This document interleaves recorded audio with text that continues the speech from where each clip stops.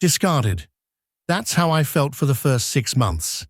But a woman with bills to pay doesn't have the luxury of a breakdown. The morning after the divorce was finalized, I wasn't crying over photo albums. I was standing in line at a temp agency with the smell of stale coffee and desperation clinging to the walls. My name is Janelle Howard. 42 years old, black, divorced, and suddenly invisible. The woman at the counter didn't look up when she handed me the clipboard. Fill this out. We'll call you if something comes up. Something came up 3 days later. Third shift housekeeping at the Remington Grand Hotel. $22 an hour, no benefits, and a locker that smelled like old shoes and pine sol. The uniform was 2 sizes too big, the color of dishwater, and it made me look like I'd given up on myself. Maybe I had. The first night, my supervisor was a woman named Rita, with a thick accent and tired eyes. She showed me how to fold the fitted sheets with hospital corners, how to scrub the grout between marble tiles with a toothbrush until my knuckles bled, how to wipe down mirrors without leaving streaks. You miss one hair in the sink, she said, pointing a latex-gloved finger at me, and they complain. You miss a spot on the toilet, they complain. You take too long, they complain. You understand? I understood. By the end of that first week, my hands were raw from bleach. My lower back screamed every time I bent down, and my feet felt like someone had taken a sledgehammer to the arches. I'd scrubbed 17 bathrooms in one shift. 17 bathrooms for people who probably spent more on a bottle of wine than I made in a day. The work wasn't just physically exhausting, it was emotionally draining in ways I hadn't anticipated. Every room told a story of excess I'd never know. Bathrooms with heated floors and gold-plated fixtures, bedrooms with sheets that cost more than my monthly rent, closets full of clothes with tags still attached, designer labels I'd only seen in magazines, and the waste. God, the waste. Half-eaten room service meals thrown in the trash, bottles of champagne poured down the sink, toiletries barely used and left behind like they meant nothing. I started taking the unopened soaps and shampoos home, not because I needed them, but because throwing away perfectly good products felt like a crime when I was rationing my own groceries. My apartment was a studio on the 5th floor of a walk-up building with no elevator. The radiator clanked all night. The neighbors upstairs had screaming matches at 2 in the morning, and there was a persistent smell of fried food that had seeped into the walls. But it was mine, or at least it would be until I couldn't make rent. Every night, I'd come home, peel off the uniform that smelled like industrial cleaner and other people's lives, and stand in the shower until the hot water ran out, which usually took about 6 minutes. Then I'd fall into bed, too tired to eat, too exhausted to cry, and wake up 4 hours later to do it all again. The worst part wasn't the physical labor. It was the loneliness. My phone barely rang anymore. Friends from my old life had stopped calling after the 3rd or 4th time I'd cancelled plans because I was too broke or too tired to show up. My family lived 3 states away, and I was too proud to tell them how bad things had gotten. So I existed in this bubble of isolation, surrounded by people all day, but completely alone. The guests never looked at me, not once. I could be standing right there, spraying down the marble countertop, and they'd walk past like I was a piece of furniture. A lamp, a chair, something to move around on the way to the minibar. There was this one woman in room 804. She wore designer everything. Chanel sunglasses, Hermes scarves, shoes I couldn't pronounce. She left her clothes all over the floor, like she expected someone to pick them up, which I guess she did. One morning, I was on my hands and knees, scrubbing the tub, when she came out of the bedroom, phone pressed to her ear, laughing at something the person on the other end said. She stepped over me, literally stepped over my back, like I was a dog in the hallway. I wanted to scream. I wanted to tell her I used to have a life too. I used to sit in coffee shops and laugh on the phone. I used to wear clothes that didn't smell like industrial cleaner. But I didn't say a word. I just kept scrubbing. That was the worst part. Not the physical exhaustion. Not the chemicals burning my skin or the way my knees cracked when I stood up. It was the erasure. The feeling that I'd become so small, so invisible, that I might as well not exist at all. And then there was Derek, my ex-husband, the man who'd promised me forever and delivered 8 years before trading me in for someone younger, thinner, and, according to the Instagram photos I tortured myself with late at night, a hell of a lot richer. Her name was Vanessa. She had the kind of face that looked good in every lighting, the kind of body that didn't need Spanx, and a trust fund that could buy a small island. We'd met in college. Derek was studying business, I was in communications, and we were both broke students surviving on ramen and student loans. We built our life together from nothing, shared studio apartments with futons that doubled as couches, date nights at cheap diners where we split an appetizer and made it last 2 hours. Dreams whispered in the dark about the future we'd build together. For years, it was us against the world. We graduated, got entry-level jobs, worked our way up. I supported him through his MBA program, working extra hours to cover our bills while he studied. He'd promised he'd do the same for me when it was my turn. But my turn never came. Instead, Derek got a job at a prestigious consulting firm, started making real money, started going to networking events where the wine was expensive and the people were influential. And somewhere along the way, he started looking at me differently, like I was a relic from his old life, a reminder of where he'd come from instead of where he was going. He met Vanessa at one of those events. She was everything I wasn't. Ivy League education, family connections, a surname that opened doors I didn't even know existed. And she wanted him. Not because she loved him, I realized later, but because he was a project, a fixer-upper she could mold into something worthy of her social circle. Derek had left me for her 6 months after I lost my job as an office manager at a mid-sized marketing firm.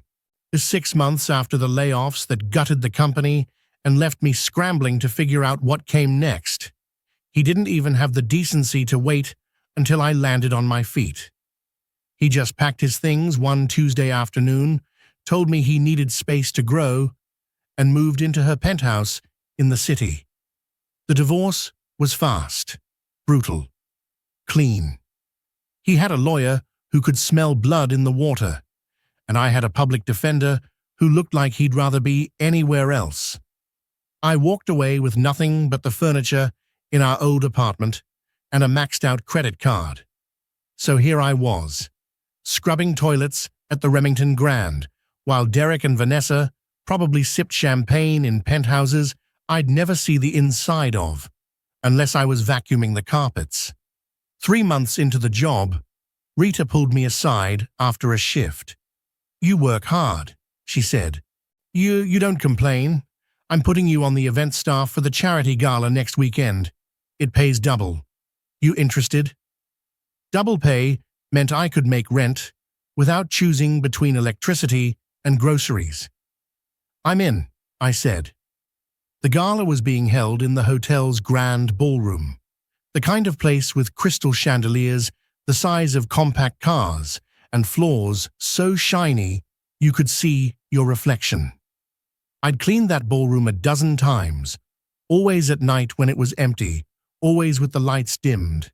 Seeing it dressed up for the event was like seeing a different world.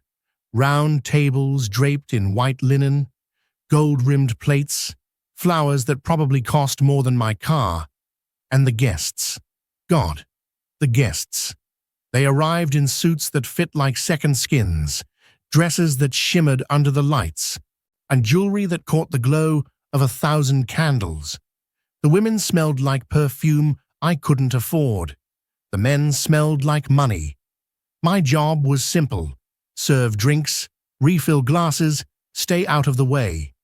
The uniform was slightly better than my usual housekeeping one: black slacks, white button-up, black vest. But it still screamed, help. I tied my hair back, put on the cheap flats that were already giving me blisters, and told myself I could survive one night. And then I saw him. Derek. He was standing near the bar, one hand in his pocket, the other holding a glass of something expensive. He looked good. Damn him, he looked good. His suit was navy blue, tailored to perfection, and his shoes were polished to a mirror shine.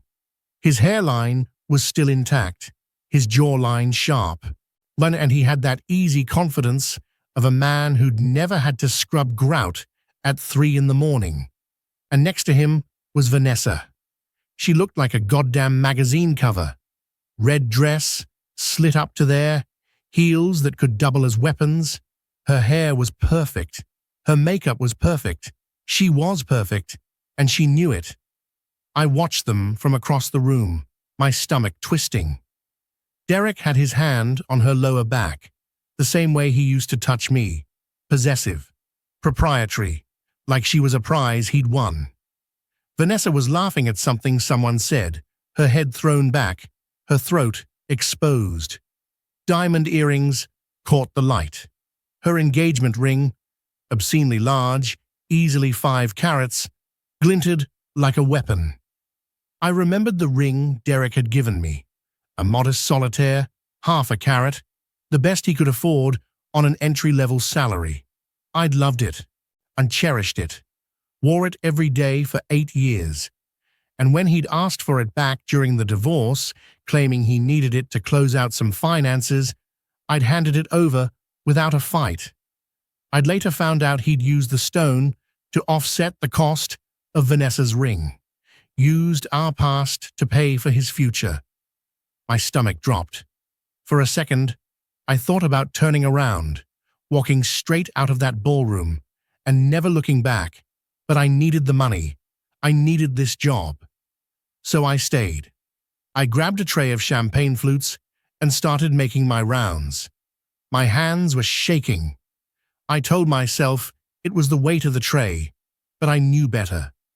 I kept my head down, weaving between tables, refilling glasses, smiling politely when someone thanked me. Most didn't. And then Vanessa flagged me down.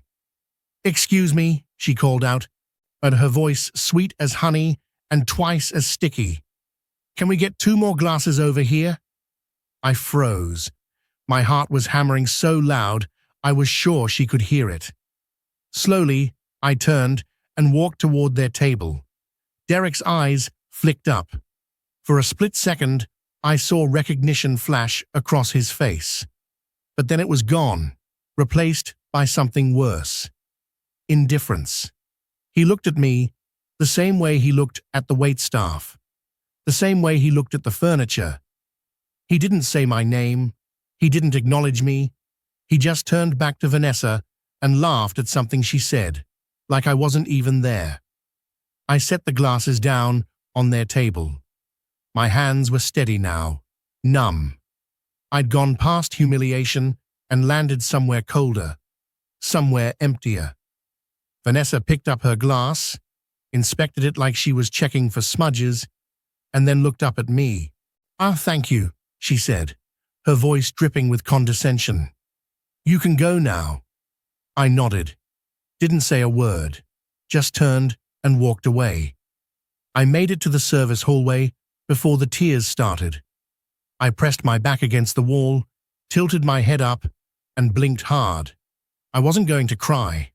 Not here, not now, not for him. You okay? I turned. There was a man standing a few feet away, holding a champagne glass loosely in one hand. He was tall, maybe 6'2", with dark hair going silver at the temples and eyes the color of storm clouds. His suit was black, perfectly tailored, and he had the kind of presence that made people stop talking when he walked into a room. "I'm fine," I said, wiping my eyes quickly. "Just needed a minute." He didn't move, just studied me with an intensity that made me uncomfortable. "Gee, you don't look fine." I said I'm fine.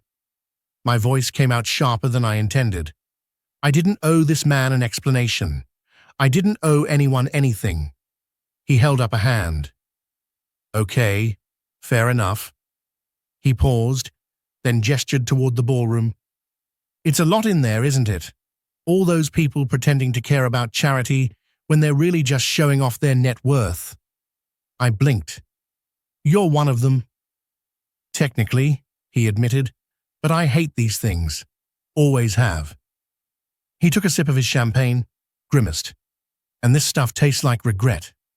I almost smiled. Almost. "You should get back," I said. "I'm sure someone's looking for you." "Let them look." He set his glass down on a nearby cart. "What's your name?" I hesitated. Giving him my name felt dangerous, like opening a door I couldn't close. But something in his eyes, something genuine, made me answer. "Janelle. Janelle."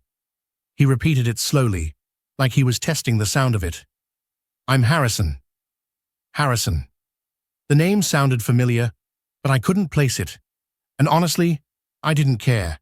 I just wanted this night to be over. "Well, Harrison," I said, straightening up, "I have a job to do." "Right." He nodded, stepping aside, but as I moved past him, he spoke again.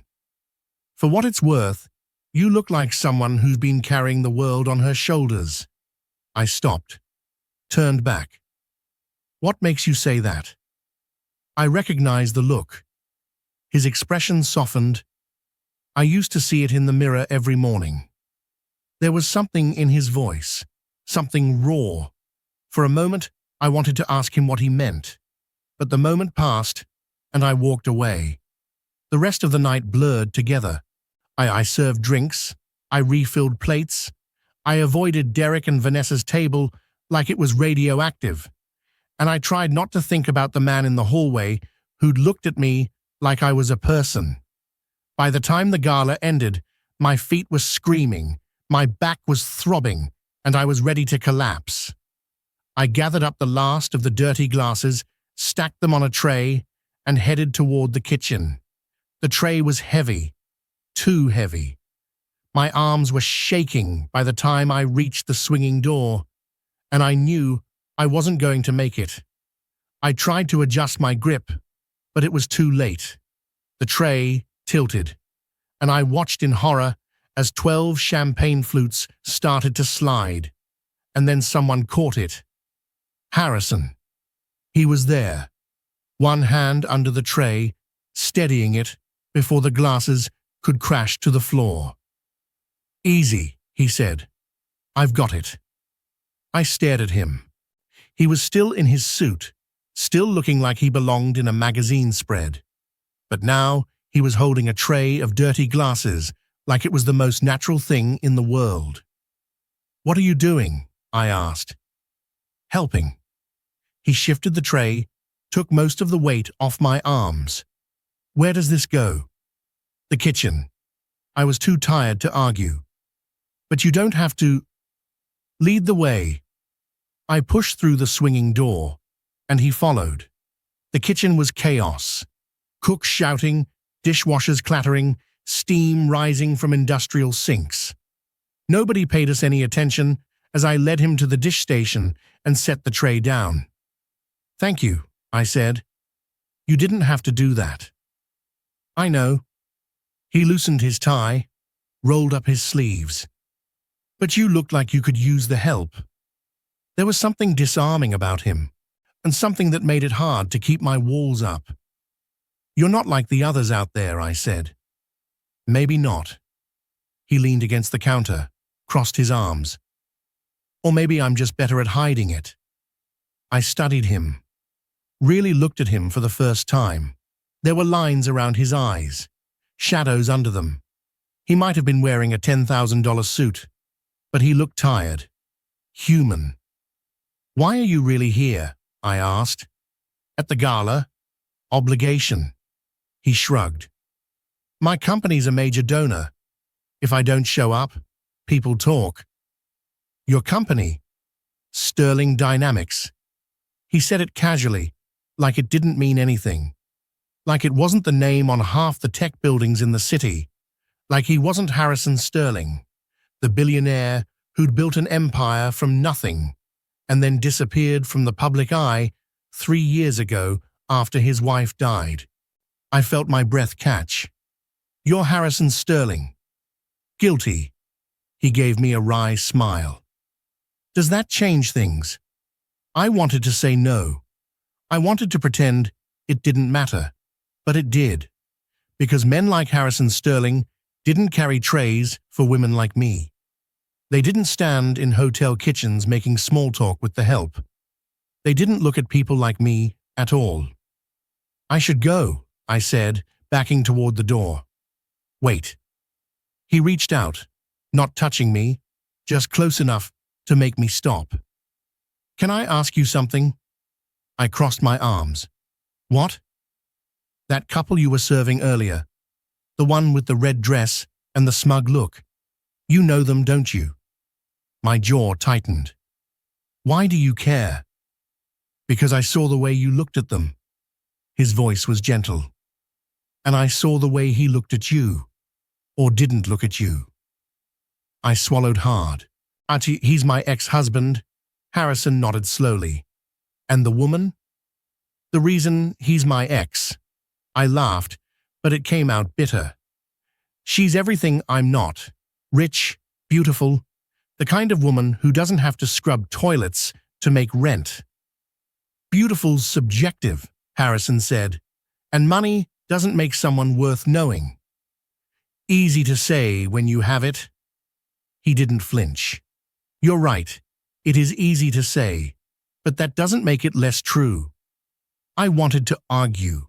I wanted to tell him he didn't know what he was talking about, but I was too tired, too worn down.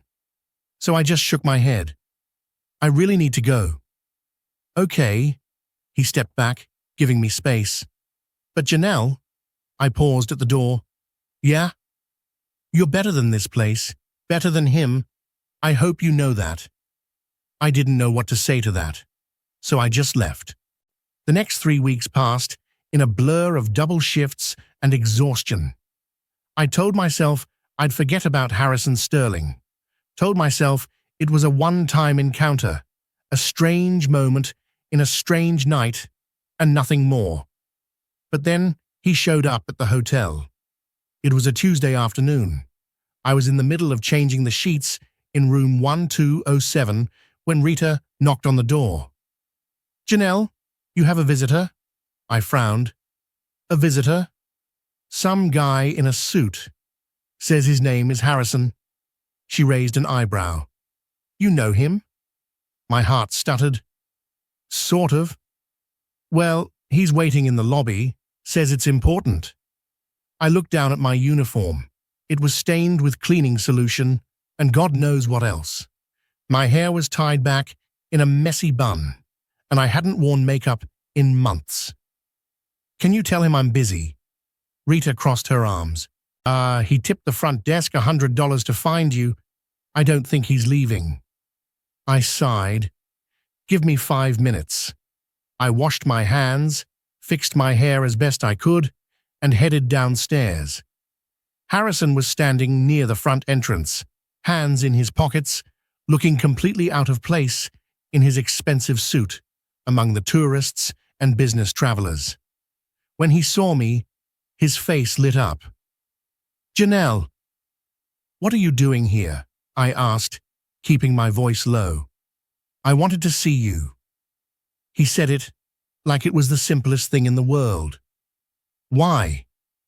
Because I haven't been able to stop thinking about you. He took a step closer. Look, I know this is forward, and I know you probably think I'm insane, but I'd like to take you to dinner. I stared at him. Dinner? Yes, you, me, food, conversation. He smiled. Nothing fancy, just two people getting to know each other. Harrison, I shook my head. I'm not in a place for this. My life is a mess. I work 2 jobs just to keep the lights on. I don't have time for dating, and I definitely don't have time for whatever this is. Then let me help. I don't need your help. The words came out sharper than I intended. I don't need anyone's help. He held up his hands. Okay, fair, but at least let me take you to dinner. No strings, no charity. Just let me spend an evening with someone who doesn't treat me like a walking checkbook. I wanted to say no. I wanted to walk away and pretend this conversation never happened. But there was something in his eyes, something genuine, something that made me believe he actually cared. One dinner, I said finally, but I picked the place. And I'm paying for my half. He grinned. Deal. We went to a diner 3 blocks from my apartment. The kind of place with cracked vinyl booths, fluorescent lighting, and coffee that tasted like it had been sitting on the burner since the Clinton administration. It was the opposite of fancy, and I half expected Harrison to make some excuse and leave, but he didn't. He sat down across from me, ordered a burger and fries, and spent the next 2 hours talking, like we were old friends. He told me about his wife, about how they'd met in college, built the company together, and how losing her had felt like losing half of himself.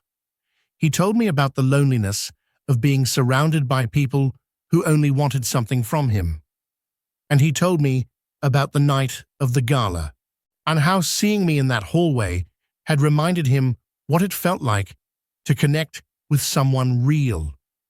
I told him about Derek, about the divorce, the layoffs, the struggle to keep my head above water. I told him about the woman in room 804 who'd stepped over me like I was furniture. And I told him about the nights when I was so tired I couldn't remember why I was fighting so hard to survive. By the time we left the diner, it was past midnight. Harrison walked me to my building, hands in his pockets, shoulders relaxed in a way I hadn't seen at the gala. "Can I see you again?" he asked. I wanted to say no. I wanted to protect myself from whatever this was turning into, but I couldn't. "Yeah," I said. "I'd like that." Over the next few months, Harrison became a constant in my life. He showed up at the hotel after my shifts with coffee and donuts. He took me to hole-in-the-wall restaurants I'd never heard of. He listened when I talked about my day, and he never once made me feel small. And slowly, carefully, I let him in. He didn't try to fix me. He didn't throw money at my problems or offer me a job at his company. He just showed up, consistently, reliably, like he actually cared. And somewhere along the way, I fell for him. The turning point came 6 months after the gala. Harrison invited me to another charity event. This one even bigger, even more prestigious. The Sterling Foundation's annual fundraiser. Black tie, A-list guests, the works. "I don't know," I said when he brought it up. "I'm not exactly part of that world." "You are, if you're with me." He took my hand. "Janelle, I want you there. Not as staff, not as an outsider, as my date." My heart skipped. "Geez, your date?" "Yes." He squeezed my hand. "If you'll have me." I said yes. The night of the event, Harrison sent a car to pick me up. Not just any car, a sleek black sedan with leather seats and a driver in a crisp uniform. I felt ridiculous climbing into it, wearing a dress I'd bought from a thrift store and shoes I'd borrowed from a co-worker. I'd spent the entire day getting ready, which was hilarious considering I had approximately 3 outfits that didn't smell like bleach. The dress was navy blue, simple, with a modest neckline and a hem that hit just above my knees. It wasn't designer, it wasn't expensive, but it was clean, it fit, and it made me feel like a person instead of a uniform. I'd done my own makeup in the bathroom mirror, using the drugstore cosmetics I'd been hoarding for special occasions. My hands shook as I applied mascara, remembering the last time I'd dressed up for an event. It had been my cousin's wedding 2 years ago, back when Derek and I were still married, back when I still believed in happy endings. The drive to the venue took 30 minutes. 30 minutes of sitting in the back of a car that cost more than I'd make in a year, watching the city transform from my neighborhood of crumbling brown stones and corner bodegas to tree-lined streets with mansions hidden behind iron gates.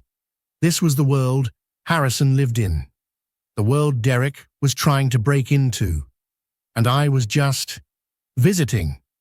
But when I arrived at the venue, a sprawling mansion on the outskirts of the city, Harrison was waiting at the entrance, and the look on his face when he saw me made me forget about the dress, the shoes, and every insecurity I'd been carrying. "You're stunning," he said, offering his arm. "You're not so bad yourself," I replied, taking it. We walked into the ballroom together, and I felt every eye in the room turn toward us. The whispers started immediately. Who was I? Where had I come from? Why was Harrison Sterling, reclusive billionaire and one of the most eligible bachelors in the city, walking in with a woman nobody recognized? I tried to ignore them, tried to focus on Harrison's steady presence beside me. But then I saw them, Derek and Vanessa. They were standing near the bar, glasses in hand, talking to a group of people I didn't recognize. Vanessa was wearing another red dress, this one even more expensive looking than the last, and Derek was laughing at something someone said, his hand resting possessively on Vanessa's lower back. My stomach twisted. "Harrison," I said quietly, "they're here." He followed my gaze, his jaw tightening. "Do you want to leave?" I wanted to say yes, but something in me, something stubborn and defiant, refused to back down. "No," I said, "I'm not running." Harrison smiled. "Good, because I'd really like to introduce you to some people." We spent the next hour mingling. Harrison introduced me to CEOs, philanthropists, and celebrities like I belonged there. And the crazy thing was, he made me feel like I did. He didn't hide me, didn't downplay who I was or where I came from. He just treated me like an equal. And then inevitably, we ran into Derek and Vanessa. It happened near the dance floor. Harrison and I were standing off to the side, talking about nothing in particular, when Vanessa's voice cut through the noise. "Janelle?" I turned. She was standing a few feet away, Derek beside her, and the look on her face was pure shock. "Vanessa," I said evenly. Her eyes flicked to Harrison, then back to me. "I didn't know you. I didn't realize you'd be here." "Neither did I," said, keeping my voice steady. "But Harrison invited me, so here I am." Derek's eyes widened. He looked at Harrison, then at me, and I could see the gears turning in his head. "Harrison Sterling," he said, his voice cracking slightly. Harrison extended a hand. "That's me. And you are?" "Derek Howard," Derek said, shaking Harrison's hand like he was meeting royalty. "It's an honor, sir.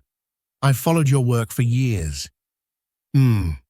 Harrison's smile didn't reach his eyes. "And you know Janelle." Derek hesitated, and I could see the calculation in his eyes, the decision he was making. And then he said the words that sealed his fate. We used to work together. I felt the air leave my lungs. Work together. He couldn't even admit we'd been married.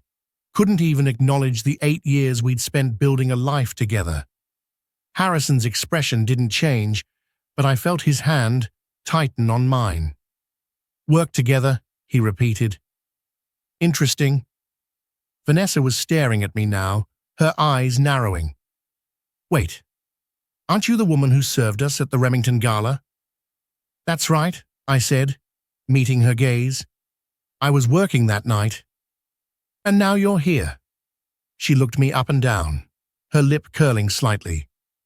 With Harrison Sterling? That's right, Harrison said, his voice cold. She's with me. The words hung in the air. Derek's face went pale, but Vanessa's mouth opened, then closed, and I felt a surge of satisfaction so powerful it nearly knocked me off my feet. Harrison turned to me, his expression softening. Would you like to dance? I nodded, not trusting myself to speak. He led me onto the dance floor, his hand warm and steady on my waist. The music was slow, a string quartet playing something classical and beautiful. We moved together, and I felt the weight of the last 6 months. The humiliation, the exhaustion, the loneliness start to lift. You okay? Harrison asked quietly. Better than okay, I said. Thank you. For what? For seeing me, for not treating me like I'm invisible. He stopped dancing, looked down at me with an intensity that made my breath catch. Janelle, you're the most visible person in this room, at least to me. And then he kissed me. It wasn't a small kiss. It wasn't tentative or hidden. It was the kind of kiss that announced itself to the entire room. The kind of kiss that said, this woman is mine, and I'm proud of it. The ballroom went quiet. I could feel every eye on us, every whisper, every gasp. But I didn't care, because in that moment, Harrison Sterling, billionaire, philanthropist, one of the most powerful men in the city, had just claimed me in front of everyone who mattered. When he pulled back, I glanced over his shoulder. Derek was standing exactly where we'd left him, frozen in place, his face ashen. Vanessa was tugging on his arm, saying something I couldn't hear, but he wasn't moving. He was just staring at me with an expression I'd never seen before. Regret, pure, undiluted regret. And for the first time since the divorce, I felt whole. And the rest of the night was a blur. Harrison and I danced, talked, laughed. People came up to congratulate him on the foundation's work, and he introduced me every single time. Not as a friend, not as a guest, as his partner. When the event finally ended, he walked me to the car, his hand never leaving mine. Can I take you home? He asked. Actually, I said, I'd like to go to yours. He smiled. I was hoping you'd say that. Harrison's house was everything I'd imagined, and nothing I'd expected. It was massive, sure.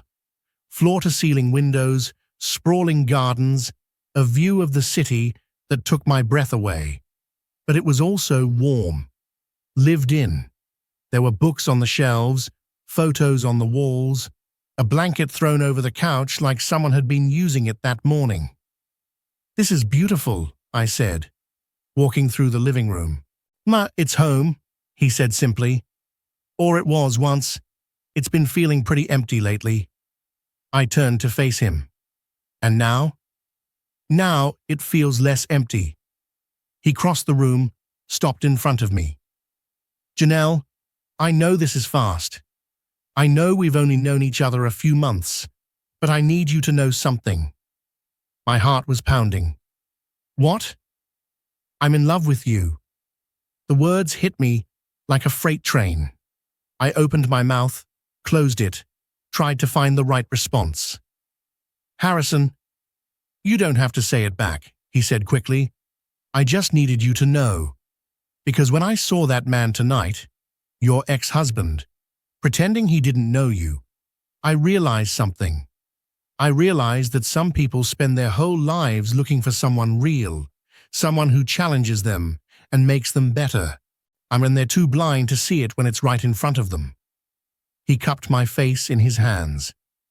I don't want to be that person, Janelle. I don't want to waste a single second pretending you're not exactly what I've been looking for.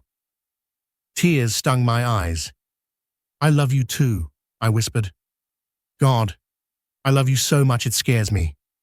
He kissed me again, slower this time, deeper. And in that kiss, I felt every broken piece of myself start to come back together.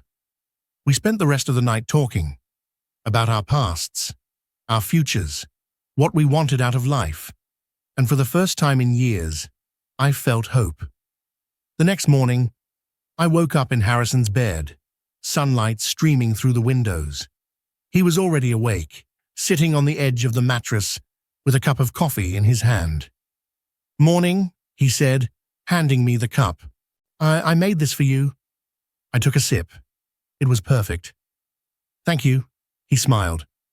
"I've been thinking." About? About us. About what comes next. He turned to face me fully. "Janelle, I don't want you working at the hotel anymore." I stiffened. "Harrison, let me finish," he said gently. "I'm not trying to control you. I'm not trying to take away your independence. But I see how exhausted you are. I see how hard you're working just to survive. And I want to give you the space to do more than survive." "I don't need your charity," I said quietly. "This isn't charity." He took my hand. "This is me asking you to let me be your partner, to let me help carry some of the weight you've been carrying alone for too long." I looked down at our joined hands. "What are you suggesting?" "Move in with me and take some time to figure out what you really want to do. Go back to school, start a business, whatever makes you happy. I'll support you. Not because I think you need me to, but because I want to." My throat tightened. "Harrison, I can't just—" "You can," he said. "You absolutely can. And I'm not asking you to give up who you are. I'm asking you to stop punishing yourself for things that weren't your fault." The tears came then, hot and fast. I tried to wipe them away, but they kept coming. "I'm scared," I admitted. "I'm scared that if I let you do this, I'll lose myself, or you'll realize I'm not worth it." He pulled me into his arms, held me tight. "Janelle Howard, you are worth everything, and I'm not going anywhere."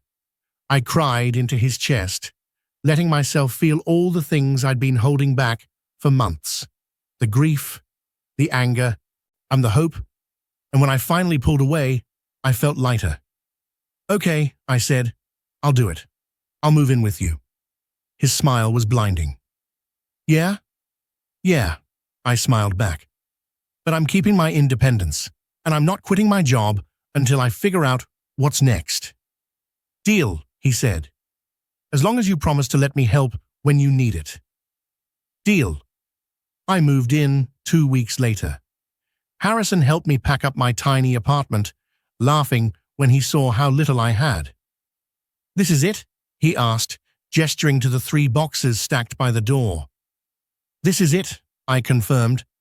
"Turns out you don't accumulate much when you're living paycheck to paycheck." He picked up one of the boxes, kissed my forehead. "Then we'll fill the house with new memories." And we did. Over the next year, my life transformed in ways I never could have imagined.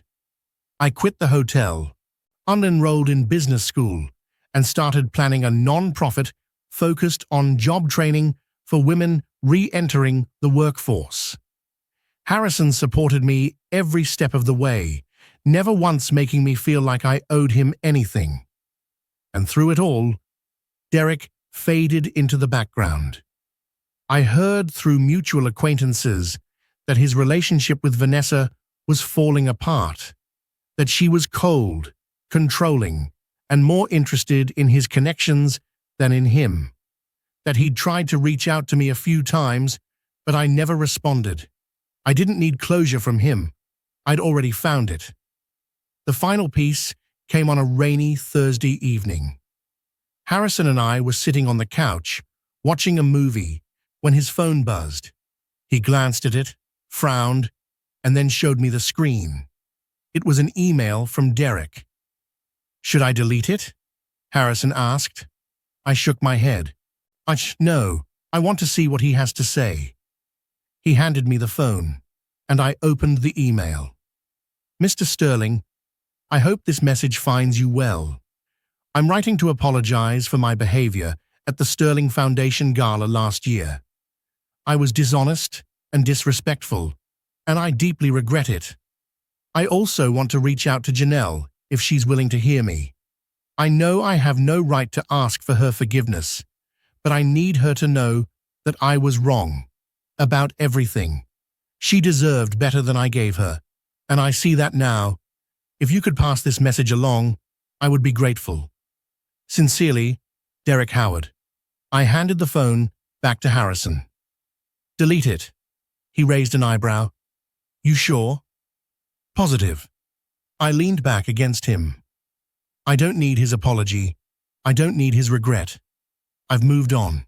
I said I'm exactly where I'm supposed to be. Harrison kissed the top of my head. "I love you, Janelle Howard."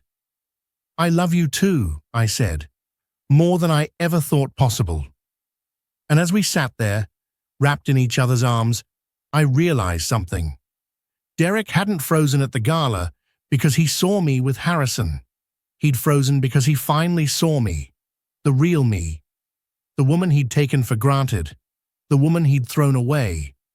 And by the time he realized what he'd lost, it was already too late.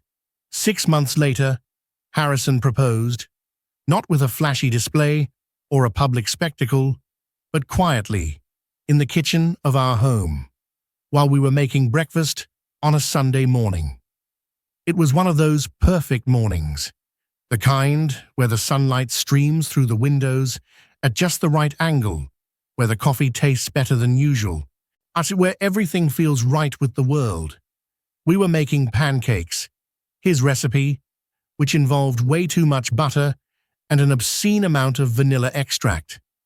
I was flipping one when he said my name. Janelle. Something in his tone made me turn. And there he was, this brilliant, powerful man, down on one knee in our kitchen, flour on his shirt, a velvet box in his hands. "Janelle," he said, setting down the spatula, "I have something for you."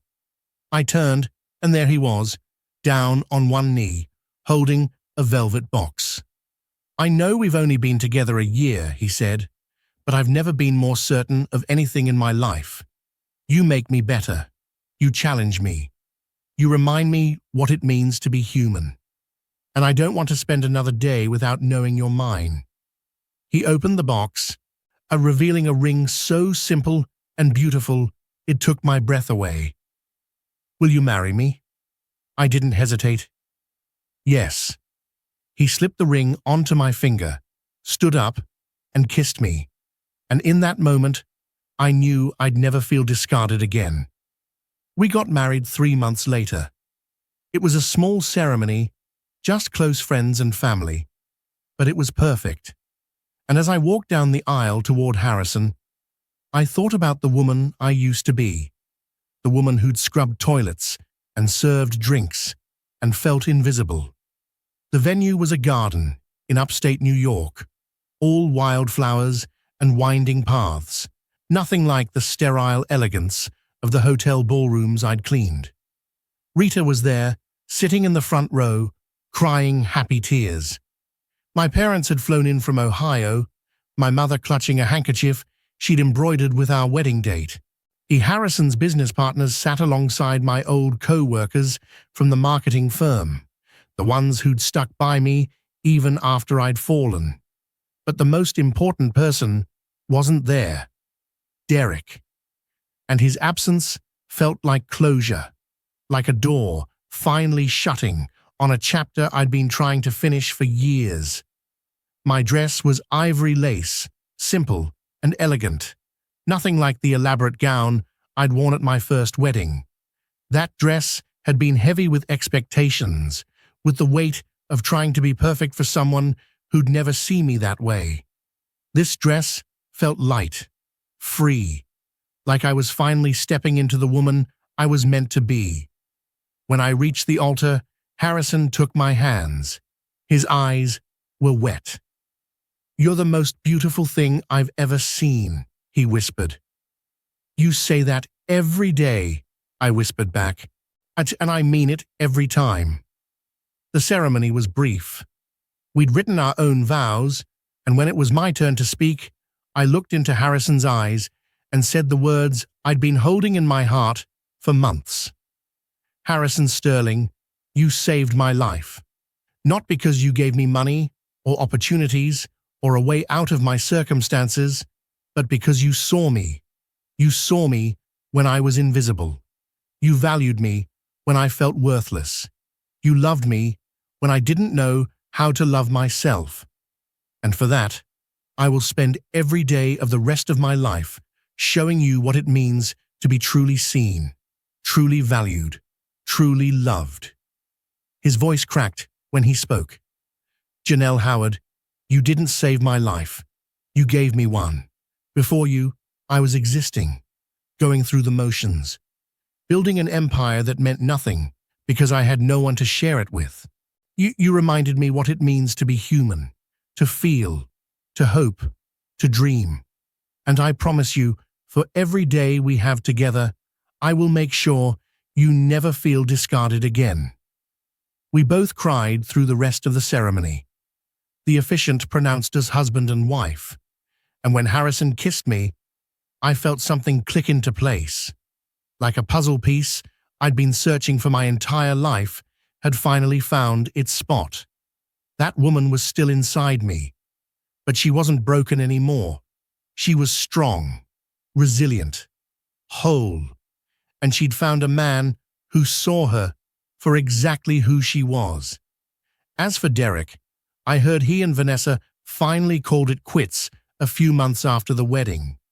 She'd met someone wealthier, someone with better connections, and she'd left him without a second thought. I didn't feel sorry for him. I didn't feel anything at all. Because I'd learned something important. The people who treat you like you're disposable will always end up surrounded by people who see them the same way. And the people who see your worth, they're the ones worth holding on to. Harrison and I built a life together, a real life. We traveled, we laughed, we fought and made up and learned how to be partners in every sense of the word. My nonprofit took off, helping hundreds of women find their footing after hardship. And Harrison was there for every milestone, cheering me on like I was the only person in the room. One evening, about 2 years after the wedding, we were sitting on the terrace of our home, watching the sun set over the city. Harrison reached for my hand, laced his fingers through mine. "Do you ever think about that night?" he asked. "The gala, and the first time I saw you." I smiled. "All the time." "Do you regret any of it? The hard parts, I mean." I thought about it, about the pain, the humiliation, the nights when I didn't think I'd make it through, and then I thought about where I was now, who I was now. "No," I said, "I don't regret any of it, because it brought me here, to you." He squeezed my hand. "I'm the lucky one, Janelle. I hope you know that." "We're both lucky," I said. "We found each other when we needed it most." And as the sun dipped below the horizon, painting the sky in shades of gold and crimson, I realized something. Redemption isn't just about rising from the ashes. It's about finding someone who sees the fire in you and doesn't try to put it out. Harrison Sterling had seen my fire, and instead of running from it, he'd added fuel to the flames. And together, we burned brighter than I ever could have alone. The years that followed were the happiest of my life. My non-profit, Second Chances for Women, expanded to 3 cities. We helped over 500 women get back on their feet, providing job training, resume workshops, interview coaching, and mentorship programs. Every time I saw a woman walk through our doors, broken, and walk out with her head held high, I saw myself. Harrison never took credit for any of it.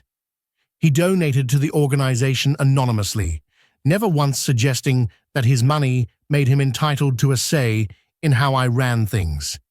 He showed up to our fundraisers, sat in the back row during our workshops, and celebrated every milestone like it was his own. One afternoon, I was in the office reviewing applications for our next training cohort when my phone rang. Unknown number. Now, I almost didn't answer, but something made me pick up. Hello? There was a long pause, then a voice I hadn't heard in years.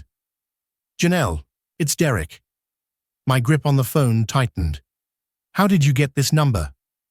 I looked up your non-profit, called the office. They transferred me. He cleared his throat. I know I have no right to call you. I know you probably don't want to hear from me, but I need to say this. I should have hung up. I should have blocked the number and moved on. But curiosity got the better of me. Say what? I was wrong about everything. His voice cracked. I threw away the best thing that ever happened to me because I was too shallow, too stupid, too focused on what I thought I wanted instead of what I had. I leaned back in my chair, stared at the ceiling. Derek, why are you telling me this? Because I need you to know that I see it now. I see what I lost. I see what you've become. And I'm proud of you, Janelle, even if I have no right to be. The words hung in the air. Part of me wanted to feel vindicated, wanted to rub his face in everything I'd accomplished, everything I'd built without him. But I didn't, because I didn't need his validation anymore. Thank you for saying that, I said finally, but I don't need your apology. I don't need your regret. I needed those things 3 years ago, when I was drowning and you pretended not to know me. Now, I'm fine. Better than fine. I'm exactly where I'm supposed to be. I know, he said quietly. I saw the article in the Times about your non-profit, about you and Harrison. You look happy. I am happy, I said. Happier than I ever was with you. Another pause. I deserved that. You did, I agreed. But Derek, I hope you find what you're looking for. I hope you find someone who makes you a better person. Because everyone deserves that. Even you. Thank you, Janelle, for everything. And for this. He exhaled slowly. Goodbye. Goodbye, Derek. I hung up and sat there for a long moment, processing the conversation. And then I smiled, because I meant what I said. I didn't need his apology. I'd already healed, already moved on, already built a life so full, so rich, that he was nothing more than a footnote in my story. That evening, I told Harrison about the call. We were in the kitchen, cooking dinner together, something we did almost every night. He listened without interrupting, his hands moving methodically as he chopped vegetables. When I finished, he set down the knife, turned to face me. How do you feel? Free, I said. I feel free. He pulled me into his arms, kissed the top of my head. Good. Because you deserve to be free. You deserve to be happy. I am happy, I said, wrapping my arms around his waist. You make me happy. And you make me human, he said. Before you, I was just going through the motions, building a company, making money, attending events, but none of it meant anything. You gave me purpose, Janelle. You reminded me why any of this matters. I pulled back, looked up at him. We saved each other, didn't we? Yeah, he said, smiling. We did. 5 years after that night at the gala, Harrison and I were sitting in the same ballroom where we'd first met. But this time, we weren't guests. We were hosts. No, the Sterling Foundation was throwing its annual fundraiser, and this year, the beneficiary was Second Chances for Women. I stood at the podium, looking out at the sea of faces. Some I recognized, some I didn't, but all of them were here to support the cause, to help women who'd been where I'd been. 5 years ago, I began, my voice steady. I was standing in this very room, but I wasn't standing at a podium. I was carrying a tray of champagne glasses, trying not to trip in shoes that didn't fit. I was invisible, discarded, a woman who'd lost everything and didn't know how to find her way back. The room was silent. I could see people leaning forward, listening. But then something happened. Someone saw me. Not the uniform, not the job, not the mistakes I'd made or the circumstances that had brought me to that moment. They saw me. Watch the person, the woman underneath all the pain and exhaustion and shame. I glanced at Harrison, who was sitting at the front table, his eyes locked on mine. He smiled, and I felt my heart swell. That person changed my life, but more importantly, they reminded me that I had the power to change my own life, that I wasn't defined by my worst moments, that I could rebuild, that I could rise. I took a breath, steadied myself. Second Chances for Women exists because I believe every woman deserves that reminder. Every woman deserves a second chance, a third chance, as many chances as it takes to find her footing again. We've helped over 800 women in the last 5 years. 800 women who were told they weren't good enough, smart enough, strong enough, and we've proven them wrong, every single time. The applause started then, quiet at first, then building. I felt tears prick my eyes, but I blinked them back. So thank you, I said, my voice stronger now. Thank you for believing in this mission. Thank you for supporting these women. And thank you for reminding me that no matter how far we fall, we can always find a way to rise. The room erupted in applause. I stepped down from the podium, and Harrison was there, pulling me into his arms. You were incredible, he whispered in my ear. We're incredible, I corrected. You and me, together. As the night wore on, I found myself thinking about the journey that had brought me here. The pain, the humiliation, the nights when I didn't think I'd make it through. And then the moments of grace, the unexpected kindness, and the love that had saved me when I didn't know I needed saving. I thought about the woman in room 804 who'd stepped over me. I wondered if she was happy. I wondered if she'd ever looked at the people serving her and seen them as human. I thought about Rita, my old supervisor, who'd given me a chance when I had nothing. I'd tracked her down a year ago, offered her a job at the non-profit. She'd said yes, without hesitation. I thought about Vanessa, who'd looked at me like I was garbage. I'd heard she was married again, to someone even wealthier than Derek. I hoped she was happy. I genuinely did, because I'd learned that holding on to anger was like drinking poison and expecting the other person to die. And I thought about Derek, about the man who'd traded a diamond for a zircon and spent years regretting it. About the moment at the gala when he'd frozen, realizing too late what he'd lost. But mostly, I thought about Harrison, about the man who'd seen me at my lowest and chose to stay, the man who'd helped me rebuild without ever trying to control the process, the man who'd loved me not in spite of my scars, but because of them. As the gala wound down, Harrison and I slipped away to the terrace. The city lights stretched out below us, a million tiny stars against the darkness. He wrapped his arm around my shoulders, pulled me close. "You know what I was thinking about?" he said. "What?" "That night, 5 years ago, when I found you in the hallway crying, I almost walked away." I looked up at him, surprised. "You did?" "Yeah." He smiled ruefully. "I thought, this isn't your business. She doesn't need some stranger butting in." But then I looked at you, really looked at you, and I saw something I recognized. Pain, loneliness, the feeling of being lost.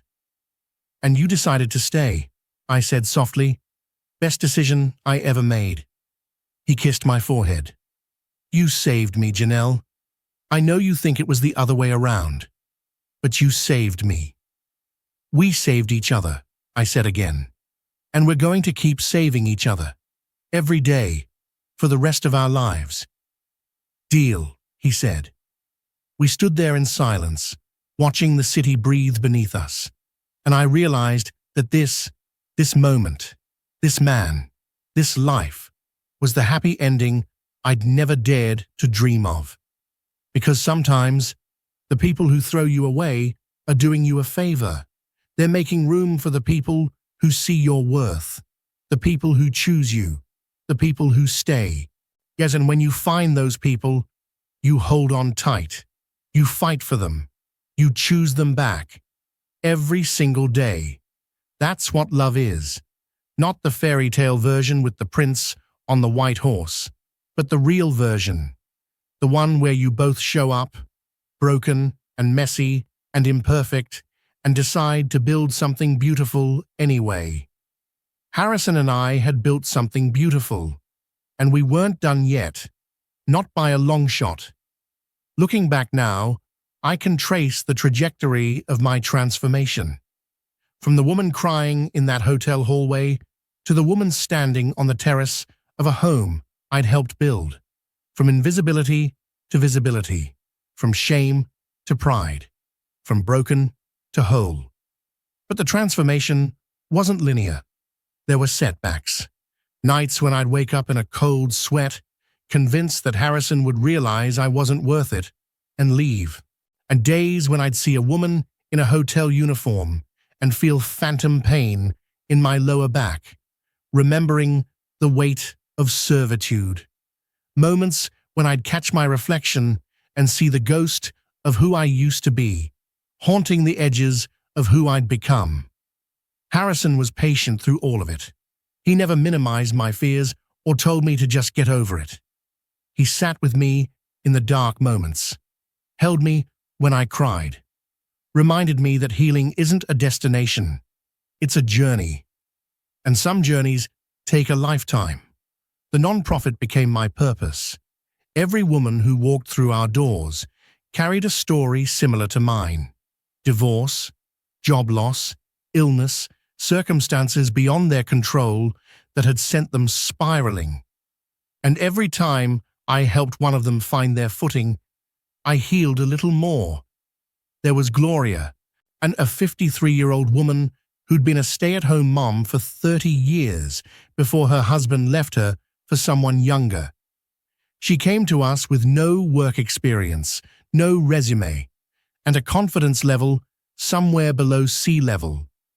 We worked with her for 6 months, teaching her computer skills, helping her craft a resume that highlighted her volunteer work and organizational abilities, coaching her through interviews. The day she got hired as an office manager at a local nonprofit, she called me crying. "I didn't think anyone would want me," she said. "I thought I was too old, too out of touch too, everything." I told her what Harrison had told me. The people who make you feel worthless are trying to distract you from your worth. There was Keisha, a 28-year-old single mother of 3 who'd been laid off from her job at a call center and was sleeping in her car with her kids. We helped her find transitional housing, enrolled her in our job training program, and connected her with childcare resources. She's now a dental hygienist, making twice what she made at the call center, and her kids are thriving in school. There was Isabel, a 40-year-old immigrant who'd been working under the table as a house cleaner, terrified of deportation, unable to access basic services. We connected her with immigration lawyers, helped her navigate the system, and when she finally got her green card, she cried in my office for an hour. "I exist," she kept saying. "I finally exist." These women were me, and I was them. And together, we were proof that rock bottom isn't the end of the story. It's just the foundation for rebuilding. As for Derek and Vanessa, I heard through the grapevine that their marriage imploded within 3 years. Vanessa had apparently grown bored with Derek once he'd been sufficiently polished and presented to her social circle. She'd found someone new, older, wealthier, more connected. Derek was left scrambling, trying to maintain the lifestyle he'd built with her money, realizing too late that he'd sold his soul for a life that was never really his. I ran into him once, about 4 years after the Sterling Foundation Gala. I was leaving a coffee shop near my office, and he was walking in. We nearly collided. For a moment, we just stood there, staring at each other. He looked older, tired. The sharp edges of his success had dulled. "Janelle," he said finally. "Derek." I nodded, ready to move past him. "Wait." He touched my arm, then pulled back like I'd burned him. "Can we talk? Just for a minute?" I looked at my watch. I had a meeting in 20 minutes, but something in his expression made me nod. 1 minute. We stepped to the side, out of the flow of foot traffic. He ran a hand through his hair, a nervous habit I'd forgotten he had. "I just wanted to say I was wrong about everything, about you, about us, about what mattered." "I know," I said simply. He blinked. "You know?" "Yeah, I know. I've known for a long time." I adjusted my bag on my shoulder. "But here's the thing, Derek. Your apology doesn't change anything. It doesn't undo the years I spent feeling worthless. It doesn't erase the humiliation of watching you pretend you didn't know me. And it doesn't give me back the time I wasted wondering what I did wrong." He looked down. "I know. I needed you to know that I see it now. What I lost, who you were, who you are." "Good," I said. "I'm glad you see it. I hope it helps you be better to the next person. But for me, I'm done carrying your regret. I've got better things to do." I walked away without looking back. And for the first time since our divorce, I felt nothing. No anger, no sadness, no lingering attachment. Just nothing. He was a chapter I'd closed, a lesson I'd learned, a story I could tell without flinching. That evening, I told Harrison about the encounter. We were in our usual spot on the terrace, watching the sunset. "How did it feel?" he asked. "Like closing a door I'd forgotten was still open," I said. Like finally putting down a weight I didn't realize I was still carrying." He pulled me closer. "I'm proud of you." "For what?" "For not needing closure from him, for finding it in yourself." And that, I realized, was the real victory. Not the non-profit, not the life I'd built with Harrison, not the revenge of watching Derek realize what he'd lost. The real victory was learning that I didn't need validation from the people who'd hurt me. I didn't need their apologies, or their regret, or their acknowledgement of my worth, because I already knew my worth. And so did the people who mattered. If you enjoyed this journey of redemption, make sure to subscribe and like the video. Drop a comment below telling us what your favorite twist was. We'll see you in the next story.